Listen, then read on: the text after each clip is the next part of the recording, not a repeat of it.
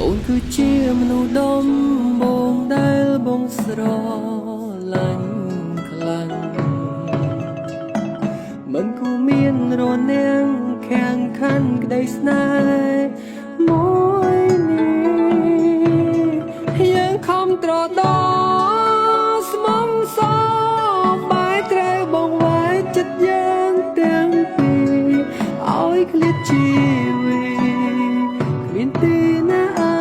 ចជួបជុំនឹកអូនពេញសំឡឹងមើលមេឃទឹកភ្នែកបងអូន